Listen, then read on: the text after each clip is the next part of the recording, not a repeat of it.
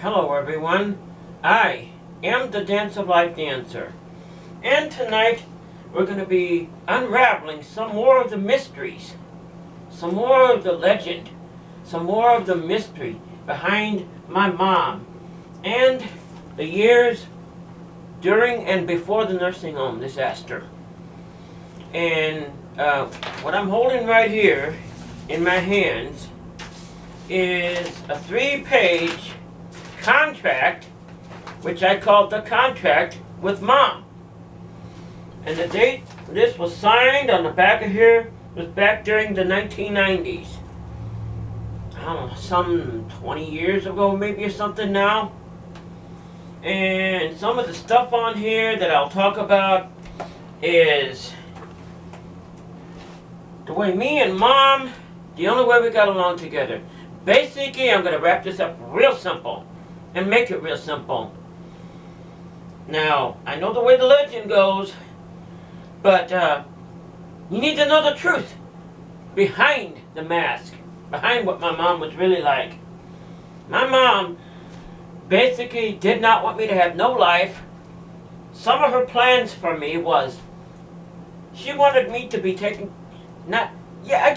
care of would be the right word, or have somebody to live with me or watch me, so to speak, my whole life. That was my mom's plan.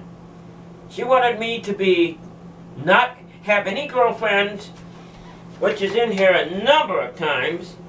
Some of it, no girls inside the said house, no dancing, no swimming, no girls, no parties, no pizza. There's all kinds of stuff in here. 300 things in that contract. But my mom didn't want me to have no life. She did not want me to go out with girls. She was so overprotective. She didn't want me to live my own life. Did not want me to go on my own.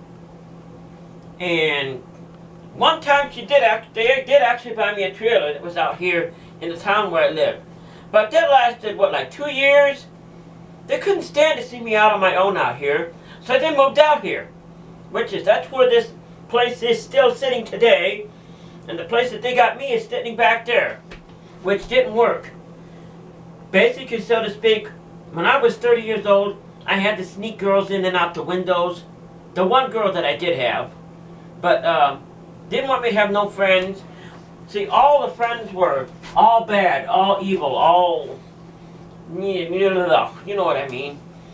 Mom did not want me to have no life. She didn't want me to be on my own. Basically, she wanted me to be taken care of the rest of my life. Made a baby out of me, made an invalid out of me. And it almost worked, so to speak. When my mom died, I was sitting there and I was saying, I don't know what to do. I don't know how to handle this. I don't know how to handle that. It was lucky that I had enough in here that I wanted to be on my own, which I am today. But it could have went a different route. I have a lot of people out there that tells me and says to me, well, that's what Mom should have did. She should have did that. What you're saying out there is my mom should have taken over my life, a human life, which I have a right to live on my own, with my own life, with my own friends, with my own everything. And that my mom has a right to control my whole life, put me someplace and have me watched over by the grown-ups. Her words exactly. Everybody out there wonders why I call myself Forever 17. I'm Forever 17. Why am I Forever 17? My mom didn't want me to grow up. She referred to me as a teenager until she died in a nursing home. She refused to let me grow up. That was her own words. Forever 17. Wasn't for me, that was from my mom. Not from me. She didn't want me to grow up, so I remained Forever 17. Thank you, Mom. Now I actually like it. Mom did not want me to grow up. She didn't want me to go out and have a family on my own. She didn't want me to have the one girl that I had to sneak through the window. She didn't want me to have that. Basically, what I'm telling you is my mom and me, we made up this contract right here. There's 3 big long old pages here. Signed on the back of it right here. Dated dated at the back of this. My mom, she didn't want me to cut the grass on my own. She didn't want me to go to the movies on my own. She didn't want me to have friends over at this house or the other house. Yes, I did have my own house, but she had me watched, so to speak. You know what I mean? She watched me to make sure that I didn't have any friends, make sure I didn't have no life, to make sure I didn't grow up, to make sure I didn't have no life, so to speak. And actually my dad did too. They were both that way. That's why this was made up back in the 1990s. And as you can see, there's a whole lot of things in here. Stuff about pregnant, and books, and no roommates, no dancing. No dancing. I wonder what Mom would say now. No dancing. I'm the dance of life now. No hugging, no this, no that, no swimming, no friends, no phone calls, so and so and so, no privacy, no being on your own, which is contradictory to what my mom did actually, which I still don't understand to this day, because Mom sat there and she went to different places, and my dad let me stay home by myself, which no going on my own, no staying by myself, no going on my own. It's right in here, right in this, the contract. No going on my own, but yet she leaves me stay home by myself. That's when I dressed as who I really am, Susan. That's the story behind it. Susan, right here today, way back then. But that's another story. Anyway, basically, they kept me in. Here's a story not a lot of people know. That back bedroom to this house, right in back there. My mom and dad, they kept me locked in that house, in that back bedroom, for 1 solid year. 1 solid year back there. Basically a prisoner in my own house. Nobody knew about that one. Nobody knew about that one. Me and my mom, yeah, we were at war all the time. That's why this was made up. Which, was this very helpful? No dancing, no bike riding out there on my own too far from the house, you know, so to speak. No girlfriends. Get this one. Here's one real good one. I'm not allowed to be within 5 feet of a girl. I'm not allowed to be within 5 feet of any female. Actually, the same was for male friends. I wonder if she knew something. I don't know. There was a whole bunch. No music. I'm not allowed to live with girls. I'm not allowed to marry girls. I'm not allowed to, well, women, you know what I mean. There's all kinds of stuff in here. Somebody would need to see this. But that's the way my mom had my life planned out. Where when I got this age I am now, I was supposed to be taken care of my whole life. In other words, my mom's exact words were, there's going to be an adult to watch over you, which an adult watches over a teenager, which Mom referred to me to as. Didn't matter what age I was, she referred to me. She did not want me to grow up. She did not refer to me as a grown-up adult, which I wanted at that time, but I don't want now. Did not refer to me as a grown-up adult whatsoever. But she said she wants an adult to watch over me my whole life. So, look at this. This has never been revealed before. My mom said she wants an adult to watch over me my whole life. It's in here, written by Mom's own hand. That so that I can't have any girlfriends or boyfriends. I wonder if you knew something, huh? The rest of my whole life. No feelings, no being free, no dancing, no nothing. Basically have that grown up there like a guardian, so to speak. My whole life. I didn't want that. I said I'd rather die, which I tried a number of times to kill myself. But when my mom died in 10 years ago, I didn't know what it was to even do. All because of this. She even got on here the TV programs I'm not supposed to watch. No swimming.